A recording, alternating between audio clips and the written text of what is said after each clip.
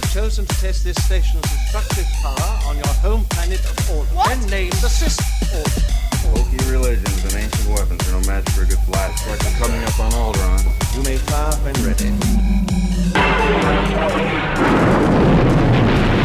Welcome to Alderaan Explosion Network's official countdown to Star Wars Episode 9, The Rise of Skywalker. It's 91 days until release. My name's Dylan Blight, your Jedi Master, and joining me, my Padawans, Ashley Hobbley. Hey Dylan, excited to be here so we can determine what is and what isn't pod racing. Finally, that we solved once and for all. And also, Ciaran Munchin. Wow, this is pod racing. Oh, so now this is good to know.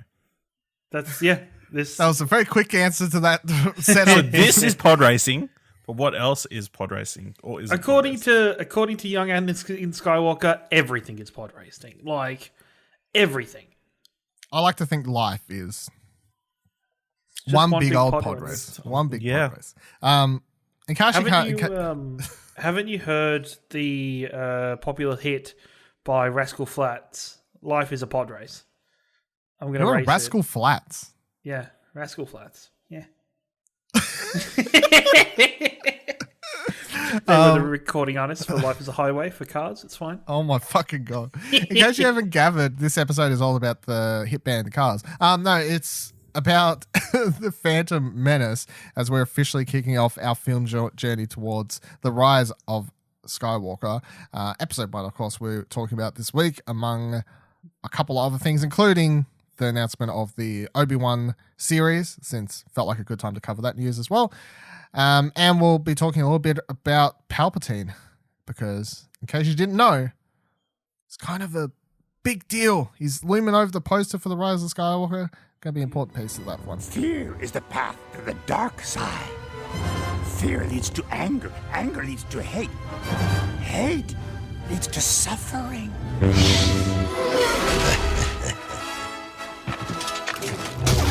Just to quickly gather some information before we start this, because that's what we did last time as well. When was the last time you watched the Phantom Menace, Ash? 2 years ago when we recorded this small podcast called Alderaan Explosion. And would you say that watching it, you enjoyed it more or less or same than last time? I feel like I enjoyed it less because before it'd been several years before I seen it prior. So there was a bit of novelty to it. But this time I'm like, ugh, I have to sit through this. Yeah, it was rough. Wow. Ciaran, when was the last time you watched this movie, and how do you feel about it now compared to then? Well, I watched it like 2 months ago. It was even like a month or two ago. I randomly watched it while drinking with friends. And I enjoyed it a lot more while I was a couple drinks in than I did when I was watching it. Just sat in my room. Like, it's a fun movie to make lots of jokes about. That is just... I don't know. There's a whole... I think my friends and me were watching through all of Star Wars. So we literally watched the first 2 movies a couple months ago. We're making our way through the Clone Wars animated series.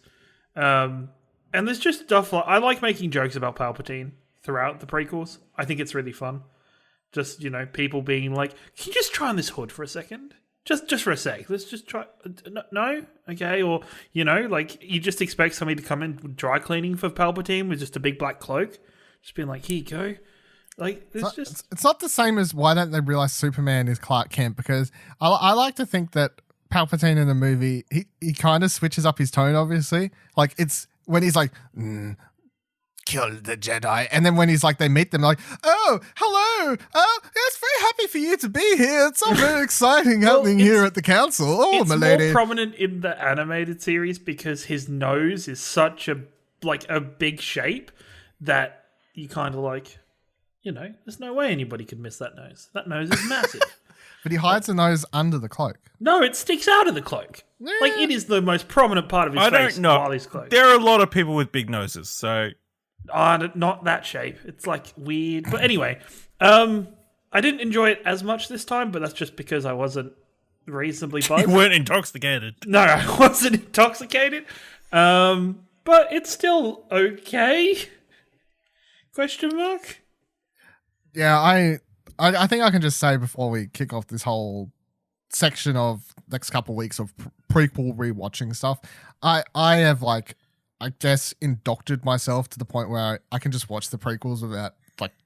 I remember when I was so when I was a kid and I watched them, I liked them obviously, and I can very clearly say that because I was like an actual. I remember, obviously we talked about this first season. Doesn't matter. It might be new listeners, of course. So, and it's also been 2 years. I went and watched The Phantom Menace in the cinema. My parents pulled me out of school to go watch it, and I would have been. So this comes out in 99. I would have been 7, I guess, right? So I got pulled out of school around 7 to go watch The Phantom Menace. So, and then obviously I watched the rest of the prequels as they released. So I was the proper like young kid age growing up, and so Ciaran would have been Yeah, I was about growing up watching these. Yeah. Ash is like old man watching these. Fucking movies, old. right? He I was, was like 12. he raced out of the first year of 11. university to get 11, actually, yeah. Yeah. Much older. Yeah, so I grew up enjoying these movies. And then, of course, I did the like cool kid thing when I hit my high school years where everyone would talk about them and shit on them and stuff. And then, of course, I joined in and I talked about and shat on them and joined in and saying they were terrible and shit and all these sorts of things because that's what everyone else did. And, you know, who had their You're a own follower. opinions back then? Yeah. Yeah, I was a little old follower. These days, I have my problems, of course, with all of these movies. Like, I have problems with any movie, really, that I can talk about on a critical level. I have my most problems with the one we'll talk about next week, but I can say that I can watch the prequel movies like anything else Star Wars, and I will enjoy watching all of these movies because the simple fact is I just enjoy watching anything that's Star Wars. Like, You know, there's 3 things that make me cringe in this movie. Like the things that make me cringe the most in this movie, and they all happen throughout the Tatooine arc of this movie. it's like the whole movie, basically. Like the whole movie, but like the bits in Tatooine with the pod racing and Anakin and just that whole section makes me cringe. And that is the relationship between Padme and Anakin. Just, I hate it because Well, it's not romantic. it's not, but at the same time, having knowledge of what happens in the future, just looking back, I'm like, this is fucking weird. Like, this is kind of weird. I physically cringe when freaking Qui-Gon brings up midichlorians. Because I'm just like, who thought this was a good idea? Like, who George Lucas. thought this shit was a good idea? And then, just Anakin in general. Just Anakin in general. I'm like, fuck, I hate this kid. I just want to, like... Can he special guest as a youngling? That's all I'm saying. No, I tell you what, they've way improved casting young actors. Like Yeah, kids they in make, films these days, they're like top notch, like the high end, high budget ones. You know, Everyone loved this kid back in the day. Jingle All the Way and shit, man. You know what? I didn't mind him in Jingle All the Way. no, yeah, Anakin in this, you're just like, shut up, you twerp. yeah. Stop. That's because he didn't have as many scenes. It was Arnold Schwarzenegger running around trying to get this toy at Christmas time. Oh. Give me the toy. That's a Damn movie. you, Sinbad. Oh. That Jingle All the Way is a fucking movie, but that's a different podcast, I think. So What do you want to watch on the ExplosionNetwork.com?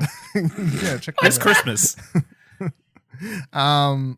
So I just took I wrote down some random notes when they popped into my head as I was watching the movie. So I kind of just go over them, and then if anything else comes to anyone, they're like, oh yeah, this thing or whatever. That's kind of how we're going to go here. So the first thing I wrote down is 20th Century logo is funny now because they have it back.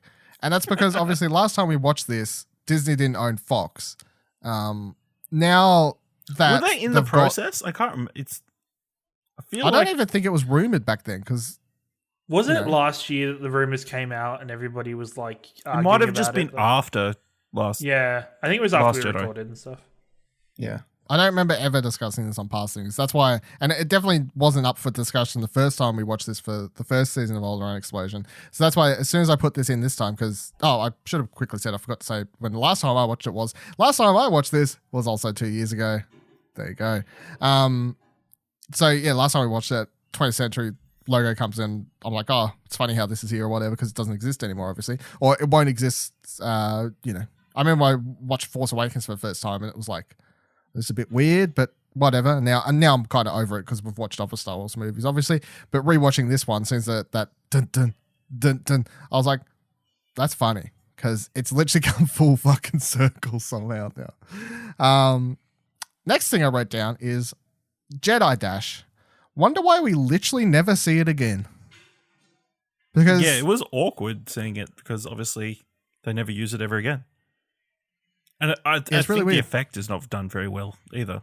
No, that's why, and it's done so like slightly that people watching this movie who aren't even paying attention wouldn't even notice that that's actually what happens. You know what I mean? Because they're kind of off in the distance with the way it's shot, like down that corridor or whatever. So it's like, unless you're actually paying attention, you don't realize. What we're talking about here is, in case you don't know, the scene where Obi-Wan and Qui-Gon exit the room after trying to break into the Viceroys or whatever, break through the break doors and whatever. Qui-Gon's got his lightsaber in and destroyer droids come in with their fucking shield and start shooting. Qui-Gon and Obi-Wan are like, we've got to get out of here. And then they literally like blur like the flash and take off down the distance. And then when the camera cuts to the next angle, it shows them all the way up this very long opposite end of the corridor and making their way around the corner because they've managed to use like a force dash basically or force run or force super speed or whatever you want to call it to get very fast across the room. And it's really weird to me, not just because we never see this particular use of force powers again, but mainly because we never see variation of force powers ever again outside this, really. Like they introduced the idea of Anakin in this movie. Like, that's the thing about the Phantom Menace. It introduces a lot of Jedi shit that we never actually had before, which is the idea that Anakin's like one of his high-level force powers, put it that way, is like precognition, like above the level of normal Jedis, like actually being able to like see visions of the future and stuff, which is something I'll come back to in a minute because I wrote it down as a note. But they also introduces stuff like force running super fast and all this other stuff that we never actually saw in the original trilogy of movies as well. But then you never see anything like this ever done again in either episode 2 or 3. So it's just really weird to me the idea that George Lucas is like, I imagine either. Yeah, no, that doesn't happen. So it's like, that's why it's so weird to me. George Lucas is like, let's do this here and never use any like superficial, like super magical if powers. You had that ability, you'd be doing it all the time. That is super handy. No, but it's just part of it. Like, the Force is one of the largest MacGuffins because it could just be used for anything. It's almost like, yeah, the Force could do that. What, we need this? Yeah, the Force could probably do that. Yeah, the Force could do that crap. And you're like, this has no rules. It's like Superman and his powers. It's just he can do everything. It's fine. It's just weird. Well, it's like, it's basically the ultimate version of that saying of, you can do anything you put your mind to. That's the Force. Yep. If you have the ability to put your mind to it enough, you can do it. What's the most Jedis can lift, like weight-wise and stuff? Well, the more powerful Jedi can lift stuff because they believe in it more and stuff like that. So, yeah, it's just every time I watch this movie, I do think about that Force dash run thing. I'm like, this is so weird. But next thing I wrote down, because it made me laugh, is... Side note, just off that scene... Did we ever see them lightsabers become out like a heat source? Like they're trying to burn through the door. Is that something we ever see again? Because I feel like they cut through a lot of doors. Okay, like in Clone Wars, that's used a fair amount. Yeah, in Clone Wars, you see them do that stuff to get like through doors melting quite doors, a lot. Yes. Melting doors. Yeah, because there's so many times in that show where they literally where it's literally ships and whatever. Insert bad guy with hostage on one side of door. Door closes, Jedi has to like hastily cut through the door to try and get through it to catch up. Yeah, it happens a lot. It makes sense. Yeah. I mean, it's a big fire rod or whatever you want to call it. It heats up stuff. Yeah, sure. A laser. Laser sword. The next thing I wrote down was the ability to speak does not make you intelligent. Twitter.com. Great line. And that's because the line that said is by Qui-Gon when after he saves everyone's number one character in the whole movie right at the start when they're all running away from the falling trees and all the ships coming in. He once says they've it to landed Jar on- Jar, and then the whole audience wishes that Jar Jar listened and didn't say anything for the rest of the Yeah, for the rest of the movie. So, but then Jar Jar's like, I am whatever, intelligent creature or whatever, and Qui-Gon's like, the ability to speak does not make you intelligent. Owned, but it automatically This film was does like, make me go, I just want more Qui-Gon. just give me more Qui-Gon. well, hold on to that. Disney thought, Plus. because- Yeah. I got some ideas on that sort of stuff. So then next thing I wrote down is George Lucas. These are kids' films. Here's Jar Jar Binks. Also George Lucas. Political trade deals. I can't remember if I think it's Simpsons that makes fun of this, where they're excited for Star Wars and they go in and it's just somebody reading trade deals for like 3 hours. And when I was a kid, I never understood this until I watched Phantom Menace as an adult, and I'm like, shit, this is in this movie a lot. What the hell? Why? Yeah.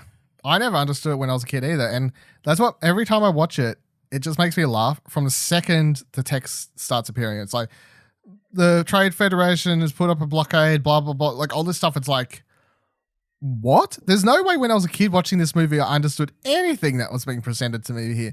And then the whole idea of like, what is even happening here with the separatists and the fact that they're trying to, get the queen to sign this trade treaty basically and all this other sort of shit and whatever else. It's super convoluted and like political mumbo jumbo stuff happening here. But then, yeah, it does make me laugh every time because George Lucas is always from day dot being like, these movies are kids' movies. Back in the day, people hated that C-3PO and R2-D2 were in these movies because apparently they were considered too comedic for the type of movie he was making. And George Lucas had to stick up for them being in the movies in the first place. And then the prequel trilogy, the prequels come along and he has to be like, no, Jar Jar's in these movies because they're fucking kids' movies. So he's always been on about how these are kids' movies, but at the same time he's like, and political trade. And on top of that, we're also going to have a plot about Emperor Palpatine like overthrowing the system so he can get control of the system and become emperor. And like this is part of his long-winded plan here and all this sort of stuff. So it's always like, excuse me. That's interesting. Do we know how the Trade Federation actually works? Like, do they have their own planet or like? Yeah. The Trade Federation, even in Clone Wars, doesn't explain that well. It's almost like a bad guy of the week in some places where just random members of the Trade Federation will pop up in the earlier sections. It's one of those things where I think the Trade Federation is like the least important thing in the movies a lot of the time. But it's also super important for what's happening in this, and then episode 2, and then also even episode 3, because it's like heavily involved in how they get the Death Star plans in the first place. And then it's also super involved in, obviously, as you're saying, the Clone Wars. I just went to the starwars.fandom.com, typed in Trade Federation. Their description here for the Trade Federation says the Trade Federation was an interstellar shipping and trade conglomerate during the warning years of the Galactic Republic, one so powerful that it has had its own representatives on the Galactic Senate. Viceroy Newt Gunray secretly allied with Sith Lord Darth Sidious to invade the peaceful planet of Naboo and cause a crisis in the Republic government, although his occupation was thwarted by Queen Padme Amidala and her forces. Escaping imprisonment, Gunray pledged his droid forces to the Confederacy of Independent Systems, and the Federation fought Republic and Jedi armies throughout the Clone Wars. Gunray and his fellow Separatist Council members were killed by Darth Vader at the end of the war, and the Trade Federation was nationalized by the now newly formed Galactic Empire.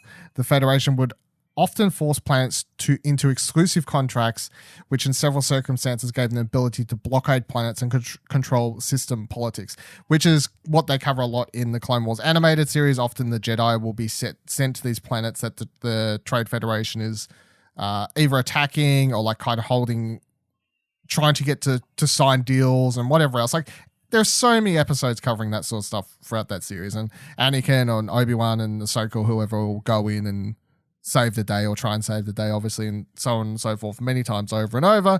But basically it's like the whole Trade Federation thing, even like Dooku, who's basically seen as the, you know, throughout all of the Clone Wars and stuff, he's kind of seen as the head of this movement, I guess, the political people, whatever you want to put it as.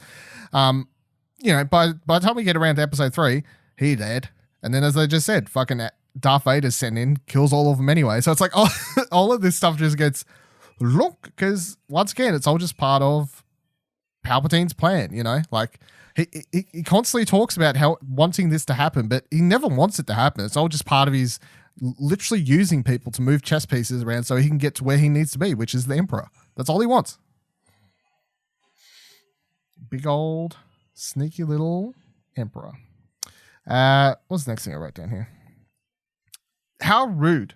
So I had to note this one because literally everyone in my family says this exactly like Jar Jar does. I mean, mum, dad, brother, me. Throughout our entire life, it's become one of those lines where I actually think people like my mum will say it and she doesn't actually remember where it's come from. But we all just say it. It's a thing in my family as well. It's how my parents talk to their animals. Like, did they just do that? How rude. Like, just like that, and you're like, I don't know. Did it come from Jar Jar? Has it been somewhere else? Well, I don't think of anything else that's done it, and I know I've said it since I was a little kid, and it's always with the, how rude. You know, like with the way he kind of says it as well. It's not like, how rude. You know, it's like, how rude.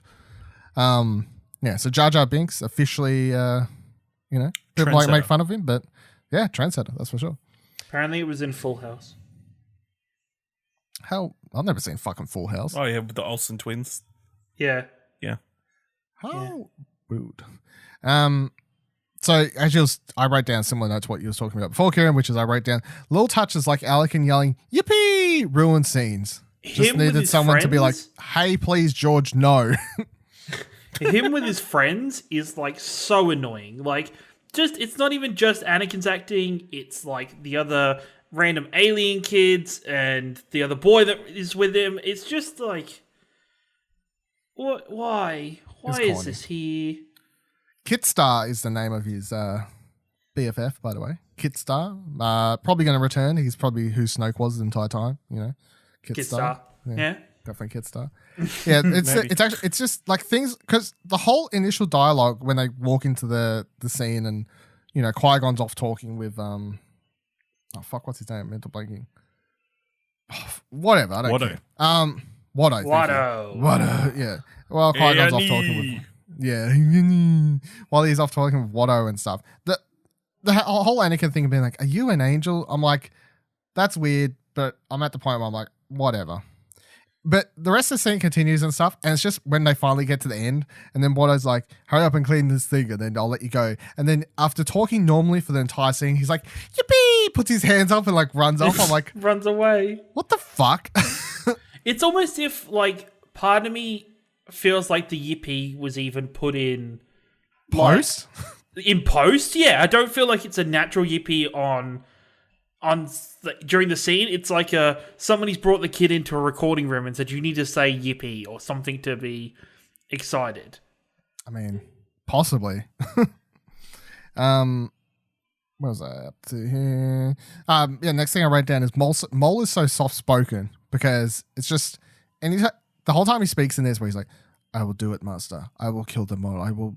For once, we'll finally reveal ourselves to the Jedi." Blah blah blah. It's so funny because like I'm so used to the last couple of years of watching Maul stuff. Is Rebels, where he's just constantly like he's yelling and manic and batshit crazy, literally. So it's watching this and just being like, "Master, we'll finally reveal ourselves," and blah blah. I'm like, holy shit, I got Darth ASMR over here where I've been dealing with fucking yelling. I guess it crazy would show. guy. I guess it shows a character journey for that character. Technically, it's probably not intended, but it shows this character that was probably groomed and brought up by Darth Sidious. Well, he was, yeah. Yeah, exactly. To, being probably very almost very robotic and very emotionless. And then that anger has grown more in him, and he's become more disconnected from what he grew up with, and it's just kind of he spirals with more and more shit that goes wrong in his life and happens to him. Like he gets crazier and he gets louder, and he stops having that control over himself like he seems to. Like he's very serial killer in this movie, like very like perfect assassin almost, and then he isn't that by the time his end comes during Rebels. Yeah. And it's so funny also every time I watch this, because I'm just like, I consider Maul I'd put Maul in like one of my favorite, it would be in my top 10 Star Wars characters, right? But it's so funny just watching this movie and being like, there's nothing to this character at all. Like, he looks cool. He has a double-sided lightsaber. You know, he obviously looks very evil and whatever else. But it's so funny to me how I can be like, yeah, but what they managed to do with him after this is just so good to the point where I'm like, yeah, he's top 10 Star Wars characters for me. Of course, his fight at the end of this movie still. Do you think what they've done for him is still what they should do for Boba Fett? No. No? But we'll get to Boba Fett later, because I'm very Boba Fett, and because I'm very passionate about how much Boba Fett sucks, and I hate that everybody loves him. Well, I'm definitely not a big fan either, so I'm sure that'll go down well. Next thing I wrote down was the quote of that Anakin says when they're all having dinner after he invites Qui-Gon and Jar Jar over to their, just like, hey, Mum, we're having visitors. Anakin says how he had a dream he was a Jedi. Danger. Yeah, exactly. Not in these days. I had a dream I was a Jedi. I came back here and freed all the slaves, he says. So to me, hearing him say that isn't just like a random dream. There's definitely him having precognitive abilities, you know. They're in extended material, they've dived into a bit, like other characters being able to see visions of the future and these sorts of things, particularly even in the more recently released Dooku, what was it, audio drama thing or whatever it was that they have on Audible. They go into how I can't remember the character's name, mental blank on everyone. I need to fucking remember. The dude who set up the clone army, basically, who I'm fucking remembering, can't remember his goddamn name, but he was Dooku's BFF, right, when they were kids. He has lots of visions of the future and these sorts of things and whatever else. And in the Clone Wars and stuff, they've gone over the idea of other characters. And Yoda's always on about how the future is, you know, you can look to the future, but the future's never set in stone. So to me, when Anakin's saying this, how I was a Jedi, I had a dream, I came back here and freed all the slaves, that's me. I read that as him seeing the future, but that's not what actually happens. You know, like that's one variation of the future. There could have been a possibility where he did actually just come back and free all the slaves and do the happy old time. But what ends up happening, obviously, is he comes back and he just kind of fucking a bunch of murders a bunch of people. Yeah, just goes fucking crazy. So it's like half of what he says comes true. You know, he's a Jedi. Sifo Dyas? Sifo Dyas. Yeah, Sifo Dyas. Yeah. Which is mentioned when we'll talk about next week's movie, of course, because that's why Obi-Wan goes to the place in the first place, because they hear word of Sifo Dyas and all this sort of stuff. But yeah, so the thing that Anakin says, it's like half of it's true. He became a Jedi. He returned. And he killed a bunch of people. So it's like the future's always changing, but it gives me an idea of like, at the same time, sometimes I give George Lucas maybe too much credit or maybe not enough, because I often do wonder. Like, I do think he's definitely a smart guy. And as much as people can complain about certain things in the prequels and whatever else, I think when it comes to like actually like laying out story and having ideas about stuff and whatever else, I can't help but hear a line like this and be like, I just definitely feel like it's kind of meant to be said that way, like it's done on purpose. I don't feel like I'm just reading too far into it, you know? You're trying to find gold in crap. No. So next thing I wrote down is Anakin's birth / Rey's birth, because this is one of the rumor, well, not rumors, like ideas that people have around Rey's origins, right? Is it's basically going to be the same as Anakin's, in that when Kylo Ren says that she come from no one, that is technically true because a lot of people have the idea that she, much like Anakin, was just created by the midichlorians or either created by Palpatine, because there's the other thing about Palpatine actually being the one behind Anakin's creation. But either way, they're created out of nothing, right? Anakin had no father. He just was kind of created because he was supposed to be, the chosen one and blah, blah, blah, blah. Darth Vader 25. Comic book. Yeah. They explain. Oh, the Palpatine thing. Yeah. Yeah.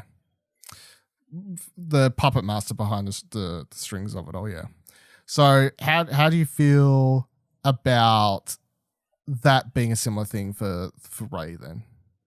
Like Rey is the creation of Palpatine. Like it's Anakin version 2, basically. I hope not, because then it involves more midichlorians. It would, yeah.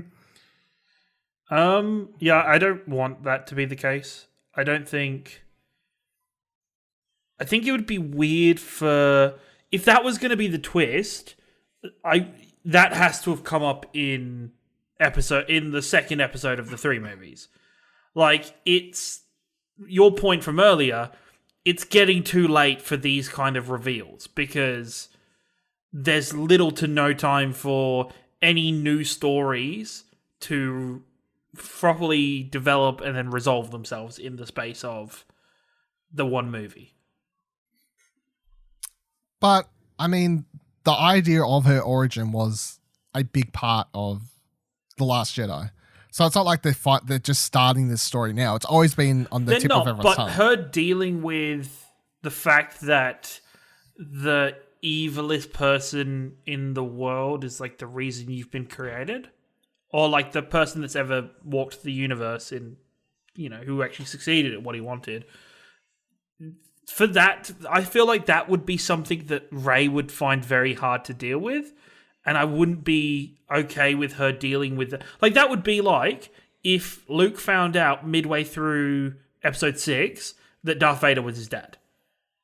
Well, I mean, he only finds out literally right at the end of episode 5. So yeah, but then it gives a whole movie for him to develop that understanding, to develop what he goes through, where he questions a lot of, where it leads to him questioning himself and going to Sidious and almost be like unsure of what his path is. And I don't think we have time for that story to be told. See, this theory is actually one I'm pretty on board or open for, because obviously Palpatine's got a big part to do with the movie.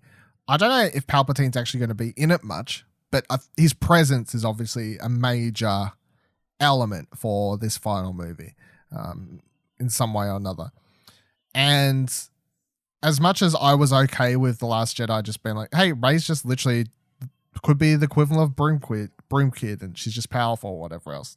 I think if you're going to have Palpatine be in it and you want to tie it real close to our characters and whatever else, I think the idea of her being closely related in some way or another to do with Palpatine is pretty something I'm just set on. Like, in one way or another, Palpatine is going to have something to do with Rey quite heavily. And that's not just based on that stuff. That's also based on the fact that in the extended universe material books and stuff, they have gone over many, many stories about how Palpatine was spending a lot of time on Jakku prior to his death.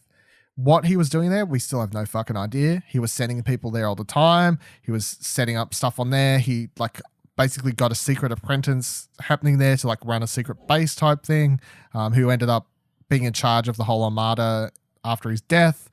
So he was spending a lot of time fucking around on Jakku for some reason. They've set this up. Where's Rey come from? Jakku, obviously. So I don't feel like I'm pulling at straws to say that the two are going to have some sort of close connection. And the idea that they've already set up that he was basically behind Anakin's creation, that he would attempt to do that again in some form or another because he wasn't happy with the way that maybe he sensed that Darth Vader would actually turn on him. You know what I mean? Like, ahead of time, he sensed that Vader didn't have full, like over the years of Empire through to Return of the Jedi, that he was sensing that he was losing his faith, like he was kind of going backwards, I guess. And then he began experimenting again and creating people, trying to work behind the scenes to create another version of Anakin. I mean, it would literally tie the whole movie back to this movie. It would tie everything back to the Phantom Menace. So, as weird as it might be to try to explain to audiences, I'm like, it would work in a lot of ways, to be honest. You know, it would make a lot of people, I think, happy, and it would make a lot of people confused, because it actually it solves one of the problems that a lot of people have problems with, that I personally don't. But of course, the whole thing about Rey being too powerful, like how she's so powerful without no training, blah blah blah blah, all that sort of shit, right? That is automatically solved by being like, well, you know who's got a fucking 20,000 metacalorian count in this movie, who has no training but can fucking win pod races out of nowhere and pick up how to learn and whatever else? Fucking Anakin Skywalker over here, right? Rey's basically the Anakin Skywalker version 2. Everyone, as much as they've complained about her, would suddenly just be like, yeah, okay, that makes sense. You know? I feel like most people who complained would be like, can't argue with that. I mean, they'll try, I guess, but they can't really. Next thing I wrote down of note, just random bit of trivia, because I noticed it because Solo obviously was the last movie that came out. But Aurra Sing, is seen in the pod race for a hot 1 second, like standing on this cliff face, like overwatching the pod race as it's happening. And she's mostly famous for showing up in the animated series. She's like with Cad Bane and that whole group a bunch of times in the Clone Wars animated series. But then most recently from Solo, it was one of the characters that was name dropped in Solo when Beckett talks about, I can't remember who says it to him.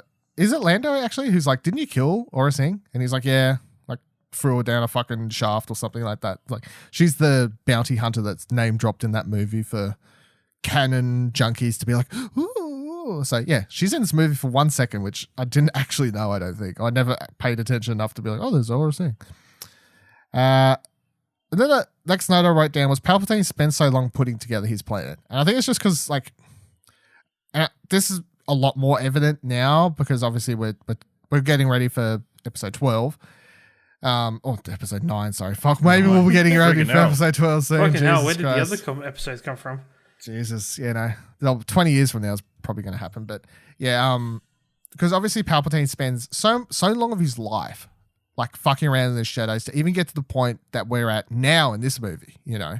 Like, that's so long, like training up apprentice, like killing his master, all this sort of stuff that's happened, hiding in the shadows, getting to the place now where he's in Parliament, where he can start making his moves finally, which is where this movie takes place. There's already so much stuff that's happened prior to this of him just slowly but surely like wiggling his way to where he needs to be.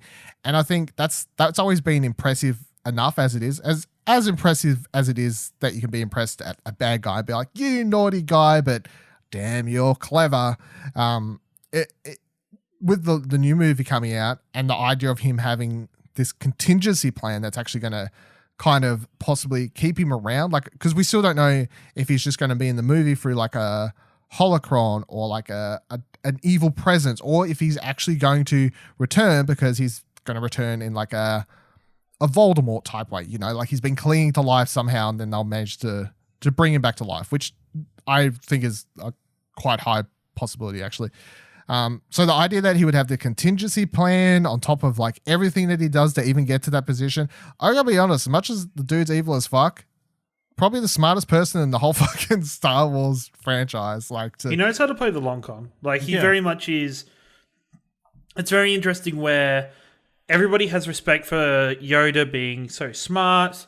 Yoda's fucking dumb. And it's like, yeah, Yoda, you're a fucking idiot. Like, you get to, like, you watch the whole thing from a perspective and you look out and you watch some things that happen in Clone Wars that lead to Anakin getting really fucked up. And you go, oh, you guys are fucking idiots. What the fuck are you doing? Well, did he plan on them finding Anakin on Tatooine? I mean, there's a fairly good chance that his product could have just been stuck on the planet. No, but there's choices that Yoda makes that really fuck with Anakin. That you're like, what? Like, I've just watched an arc where Obi-Wan fakes his death. And like after that arc, like Anakin is so fucked up after that arc because he didn't know that it was a fake death, and he actually has to deal with them, and it's just so messed up. And like, there's just so many little things that you're like, what the fuck, you idiots? Like, why did you, like, all your talk about good and protecting people, and you just kind of, you don't do it. You just don't do it. You try, but you just make such terrible decisions. That's pretty much how I feel about the entirety of the Jedi from the prequel era. And that's kind of the point. They are terrible. Like, every decision they make leading up to the point of the Phantom Menace eventually leads to their downfall. Every decision they make, basically the decision to even join the war and kind of give up their whole thing of peaceful protectors from afar kind of thing, you know. And then they become generals and warriors and these types of things. Even the fact that, and this is revealed in like extended material stuff, the fact that they built their fucking Jedi temple on an old Sith temple, that's what the Jedi temple is built on top. They were like, yeah, well, now that we've won the Old Republic War and shit, you know what we'll fucking do? We'll build our Jedi temple right on top of the Sith temple. That's a good idea. And that's the now canon explanation of why the Jedi could never sense that the Sith are returning and whatever. It's because they're literally on top of a fucking Sith hotspot, and it's fucking with their ability to sense what the hell's going on. So literally every decision they make is terrible. Yoda is actually, as much as I love Yoda, and Yoda is a super interesting character, but he is fucking flawed as fuck, and he continuously makes horrible decisions throughout this all of these movies, all of the animated shows, right up to the end. And that's kind of why I like so much his appearance in the Last Jedi, because in a lot of ways, him like talking to Luke and just being like, let it burn. Like, that's kind of his redemption somewhat after the way he's written throughout the entire prequel area, even up to the, you know, even in Empire Strikes Back and things like him helping train and stuff like that. It's like, that's him like being, just telling like, just get rid of it, let it burn, all that stuff. He wouldn't have done that in prequel era. He wouldn't have done that in. He fought so hard to try and save it. And the biggest problem with Yoda is that I love how flawed he is, and I love that. Growing up, I always thought he was everybody thought, fuck, Yoda's really cool. He's really fucking, like, he's a mentor. He knows everything. Well, he's really wise. Yeah. But you watch, and then once you grow up and you start understanding what's happening, you kind of see a lot of the problems with him. And, like, it's almost like he's infallible inside the Jedi Order. Like, even though there is a Jedi Council where the Jedi Masters meet and talk, nobody seems to question Yoda, like, properly. Like, anything that Yoda says just kind of just goes, and nobody questions it, not for a matter of being scared or there being authority, but just because everybody looks up and goes, Yoda's wise as fuck. We're not going to question this. Let's go with this. Like, yeah. And they kind of hinted his, like, having him lose that last battle in episode 3 kind of just shows how, I think was always supposed to show how, as much as everyone thought he was the ultimate warrior and, you know, like, could do no wrong kind of thing. Having him lose that battle and kind of walk away in this, he literally does a walk of shame, you know, and then goes into hiding and that sort of stuff. Just shows how wrong in a lot of ways he was and whatever else. It was almost his punishment to live as long as he did. Like, to live with, hey, you fucked up. You did this. Like, this is all on you, buddy. Well, I mean, it's not all on him. Let's not go that far, but I know, but for him as a character, he would take it as that. Yeah, I mean, he would very much take it as this is all his fault. Yeah. So what did I write down next? I just wrote down the funny line because it makes me laugh. Do not defy the council again. Not again. Obi-Wan saying to Qui-Gon Jinn when he brings back Anakin and he's talking about trying to get him to join the Jedi Order. I kind of just love, because Qui-Gon is a character that we don't get much of, obviously, but they give you so many hints at actually the kind of character that he is, which is this, he's the hippie Jedi, basically. You know what I mean? Like, that's always what he is, and the way they kind of write him and stuff like that. And he's the idea that Obi-Wan, his Padawan, is like, don't defy the council again. Like, come on, Qui-Gon. Even just like the whole time, he's just like, fuck's sake, dude. Like, come on, Qui-Gon. why did I get... Why... Like, he loves Qui-Gon as his mentor, but at the same time, there is this sense of, why me? Why did I get Qui-Gon as my master? Like, fuck me. Every time. It's often like that Qui-Gon mentality of like, well, sometimes you bend the rules to just do what's right kind of thing. They play with that a little bit more, I like, in the Clone Wars animated series, where Obi-Wan kind of will do stuff outside of the rules a little bit more, and that I always felt like that's definitely a Qui-Gon. Satine. Oh, Satine. Yeah, Satine, definitely, yeah. Naughty. And the last thing I wrote down here, which will lead into, because I want to talk about the announcement of the Kenobi TV series at D23, obviously, fit that one into here. The last thing I wrote down was, so many times Obi-Wan could have given in to hatred, but he didn't. Because, and that's kind of one of the things that makes Obi-Wan a character so good, right? Obi-Wan as a character is so good from this through to to his final moments, and involving everything about the Clone Wars animated series, especially the Clone Wars animated series, I guess. Like, a lot of my idea of Obi-Wan as a character actually comes from the writing from the animated series more so than just the movies. Like, I love Ewan McGregor's performance, but to be honest, the writing for the character is the best in the animated series. Yeah, definitely. Ewan McGregor, the idea of a Kenobi TV series is super exciting because we actually get to see Ewan McGregor, who's fantastic as a character, with potentially some better writing and like time to shine and these sorts of things. But yeah, the thing that always shocks me is like the amount of times Obi-Wan Kenobi, if he wasn't the man he was, could have given in to hatred. And it starts in this movie, you know, like watching his master being shut down by Darth Maul. He could have given in to hatred then, didn't. Could have given in to hatred when Satine dies in the Clone Wars series. That's a moment we talked about last time we did this series as well, obviously, because at the time it was like, could Rey be a Kenobi? Let's talk about the Satine storyline. That, of course, didn't happen. But when she died, once again, could have gave into hatred there. When Anakin turns, all that sort of stuff, could have gave into hatred then. And that's leading into my idea about the whole Kenobi TV series, which is what I guess, like watching this and thinking about how Kenobi never gave into hatred, I feel like that would make a really good center point for that TV show. Like that, to me, that could be the central villain, kind of, really, is the idea of Kenobi several years, because I think it's 8 years past episode 3, I think is what the official number is off the top of my head now. So 8 years living out there in that desolate place, Tatooine, right? Nothing to do but to think about all the times, you know, just think about if that was you. Because I know if it was me, I'd be sitting there like, well, maybe if I did this, it wouldn't have happened. Maybe if I didn't yell at Anakin that time, he wouldn't have done this. You know what I mean? Like all these sorts of thoughts, kind of blaming yourself type of thing. So that's why I feel it's the kind of final chapter in showing how much resolve Obi-Wan has a character, I think, that this TV show could do. And just have him tackle again for the last time, like something, and not give in to the hatred for one final time, just to show like how rock solid that character is and how much he's been through. I feel like would be a really good like emotional center point for how they could even just begin that show. But yeah, of course, the Kenobi TV series was announced at D23. We know nothing about it other than they've apparently written the scripts. Ewan McGregor is returning, of course, and that's it. We've got a title. But Ash, yes, how do you feel about this? The announcement of the Kenobi TV series.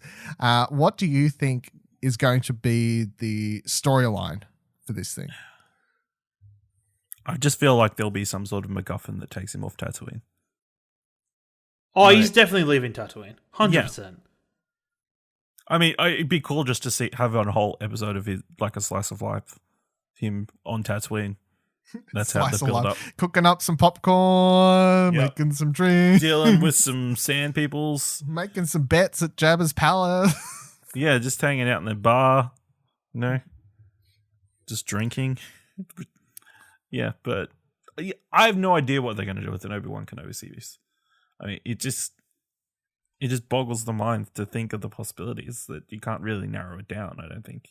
I feel like the Clone Wars is going to be a huge factor in what the plot will be. There'll be like some sort of tie back to the series.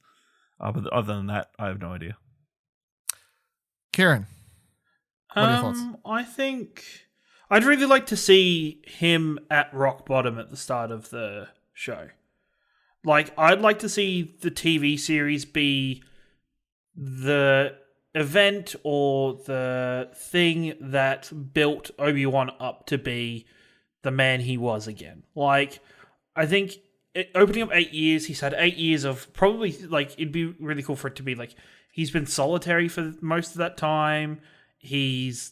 All he's done is think. And when I said earlier about Yoda being like, having that time to think and be like, I fucked up, when I see Yoda having that time to think that, I see Yoda thinking of it in a philosophical way, or a way where he's more just trying to figure out what he could have done, or like not taking it emotionally. Whereas Obi-Wan, I see he's the human aspect of Star Wars for me, and he would have dealt, I think he would have dealt with these events almost poorly.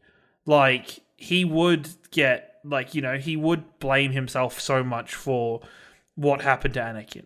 He would blame himself so much for allowing things to happen and for the fall of the Jedi Order to, like, I think he would take a lot of that blame on himself when really it isn't. Like, he was the best of the Jedi Order, and I think this should be a series that really allows him to, you know, build back up and become the same Jedi that we know he is. So a pretty much same sort of path. As I was saying before, I want this to start. It's kind of what you're saying, rock bottom type thing for him. Definitely feel like I want to see the series start with him struggling, like to kind of not give in to his hatred or whatever else and be like, well, fuck this shit.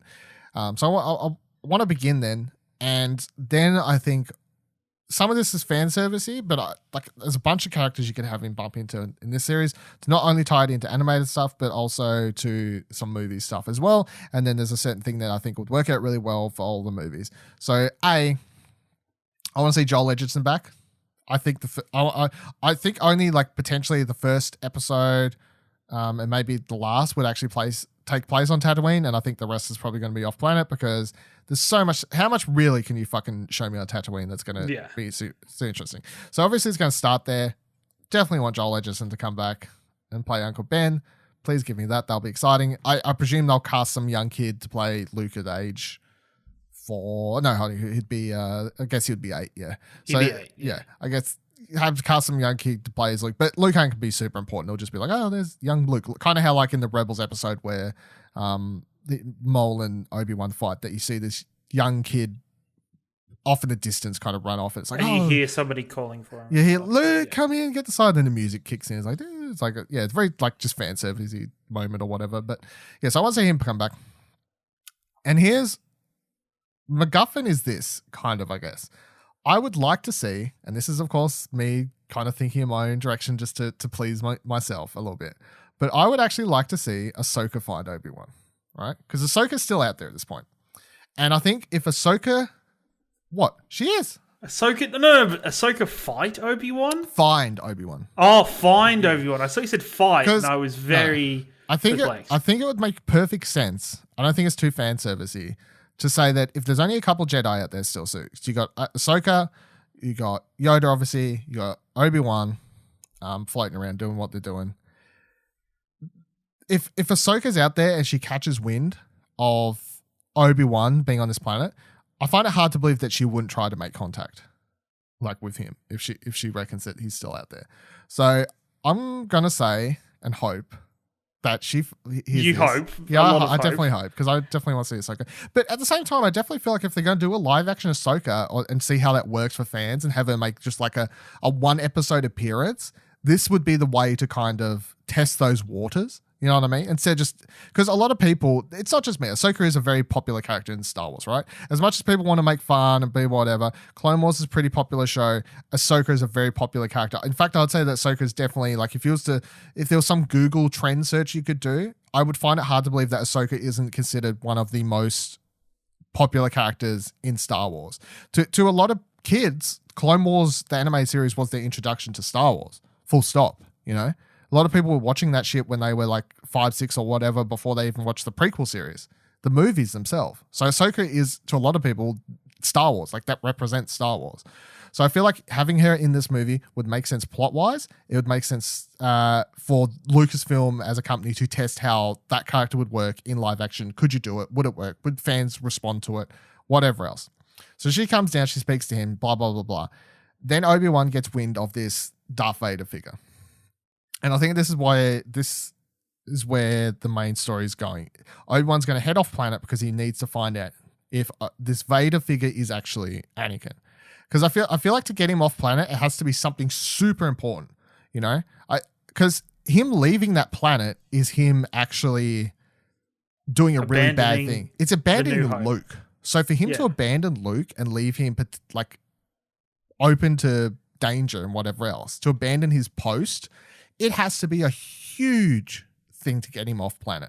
And the only thing that I can think of that would actually make sense would be if he thinks he needs to check for himself.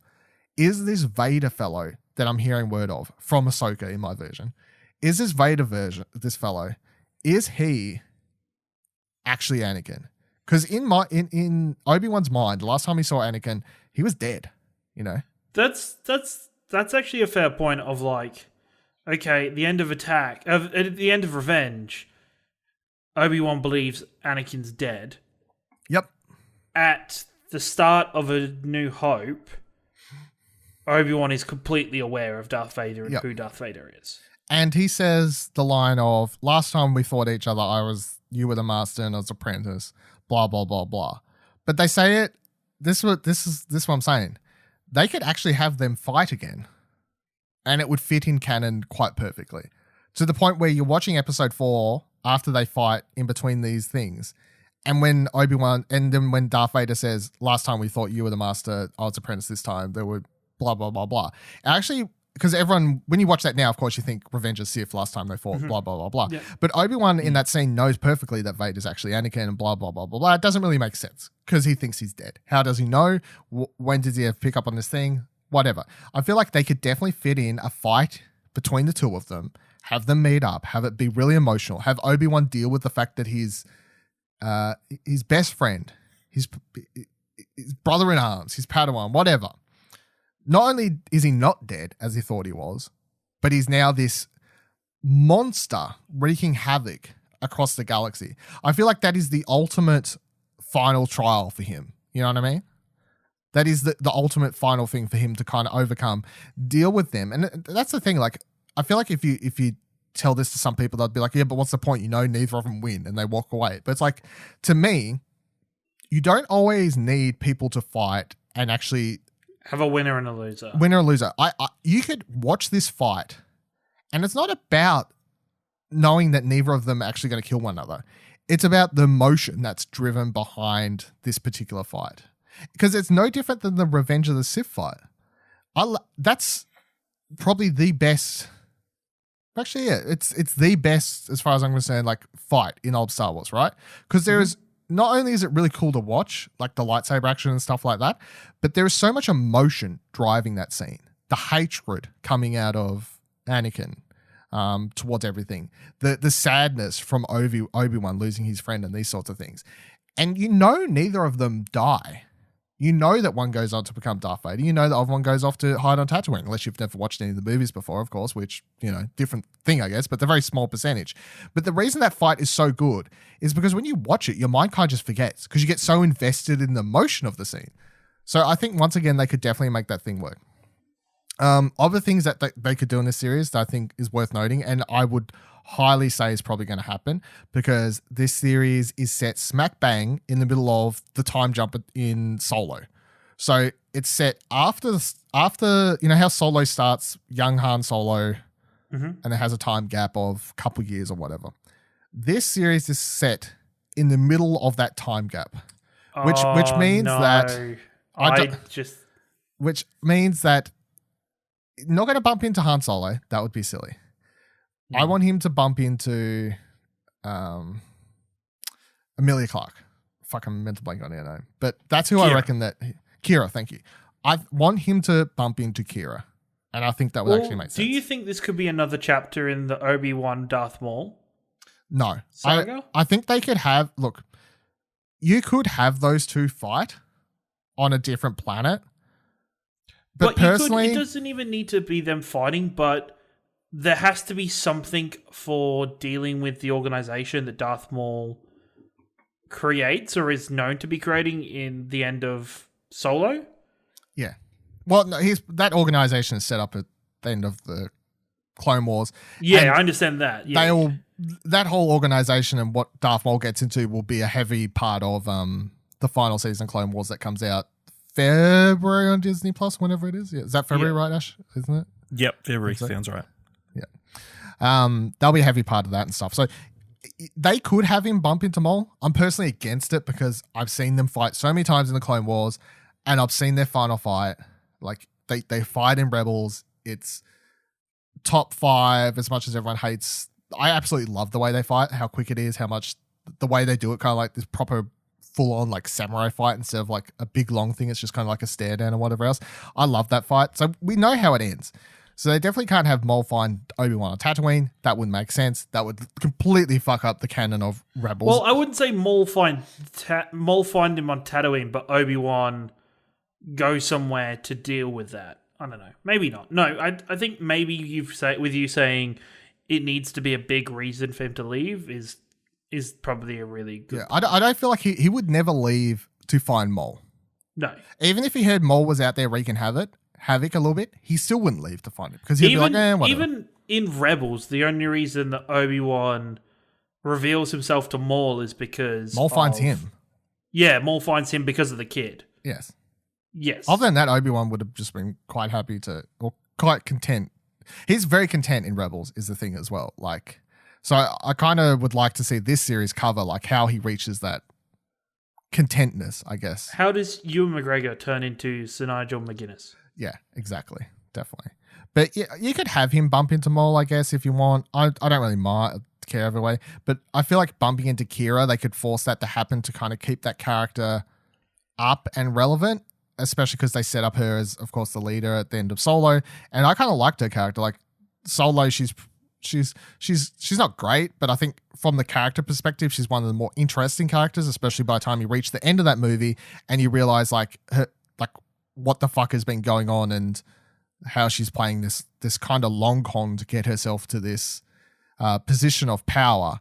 And I actually kind of like there's always been a fan theory ever since Solo, because when we see Maul show up in Rebels, he's on Malachor and he's basically nearly dead there. He's been left on that planet for dead. And we've never actually found out how he ended up on that planet, like what caused him to end up on Malachor, be left there for dead. I've kind of like the fan theory people have had of Kira actually being the one to cause that. So if they ever want to set up that storyline of her actually overthrowing Maul somehow and taking control of that whole gangster organization or whatever of the underworld, then having her character like pop up in this series and be like, hey, remember, she's still a thing. And then maybe they do a Kira series or something like that, like a year or two later. There's chances within this series to do nice little like setups and whatever else that would actually make sense in the timeline. And I find it hard to believe they wouldn't actually set this perfectly between the time jump section of Solo without doing something. It seems like such a specific time, to not play with that time some ways. Any final thoughts on either Kenobi or Phantom Menace that we haven't gone over? No, Ash? No, I'm pretty good. No, that fight at the end's great. Still. Yeah, that's the best part of the movie. The score is probably it's so good, good. As much as people don't like the movies or whatever, I find it hard people to argue that the prequels potentially has like the best music of the. Oh, it's so good. Of the like franchise.